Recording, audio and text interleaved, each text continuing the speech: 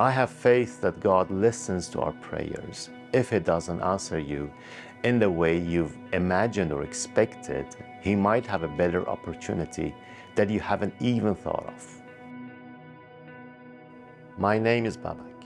I'm an industrial engineer, and my wife has studied computer science. In 2012, we fled our home country of Iran and sought asylum in Indonesia.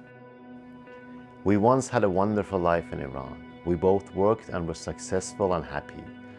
We were political activists. First, my wife became a person of interest and was expelled from university. Then I was accused of acting against the national security and was to be sentenced to a long-term imprisonment. When we were first brought to the immigration detention center in the middle of the night 10 years ago, I was startled and dismayed. Immigration officials wanted to separate us, but my wife cried and clung to me.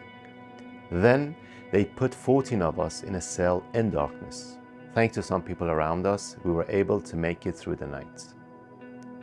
The next day, the struggles began. You don't know where you are, you don't know what you should do, and you don't have many options. Dystopia is a fitting word. It took weeks to cope with the situation. My wife and I were given a solitary cell, which became our tiny little home for 3 years. Life was monotonous and bleak. Repetitive, boring days, hopeless, with an unknown, blurry future. I guess the only thing that helped me survive those days was my faith. I'm a religious person. I always pray to God to be in my life, to lead me so I can follow Him, and to give me the strength and wisdom to overcome obstacles and challenges.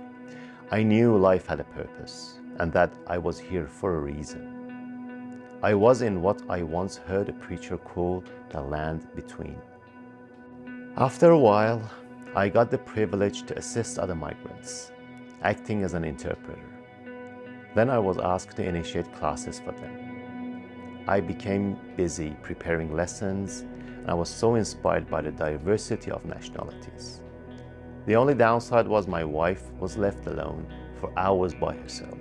She's an introvert and has her own struggles, but she is one of the toughest women I know. She has always been a source of inspiration for me.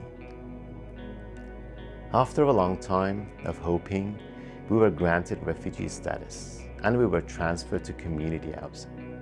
I really needed some time to recover. My wife was very lonely as she didn't have that much interaction with others. At her suggestion, we purchased 2 bicycles and we started exploring our city. Frankly, on gloomy days and when we were down in the dumps, cycling was our lifeline. It's hard to live for 9 years in a city that has only a few main roads and you are banned from traveling even to other nearby cities. After a while volunteering in community house, I was introduced to some local government schools for their English language programs. The first day at school, when the students were introducing themselves, I got so emotional. It reminded me of my childhood, sitting behind those uncomfortable wooden benches. I taught them for 9 months. They were so friendly and eager to learn. It was one of the most exhilarating and splendid experiences of my life. But a few days after classes had finished for the year, I was told I was no longer allowed to continue teaching. It broke my heart. Who on earth is hurt by a migrant integrating and teaching to their community? I always prayed that God would open a door for us and that we could settle and start a new life. I knew God would answer my prayers when the timing was right, and He did. Finally, last year, and after almost 10 years, we were called and given several options for resettlement countries. During these years of living in limbo, in the land between, my faith has grown stronger. I have been able to help people and have had people pray for me.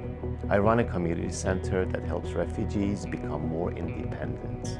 I too have become patient and resilient. So I'm grateful for all the glories that the Lord has given us here. opportunities that not many people get to have.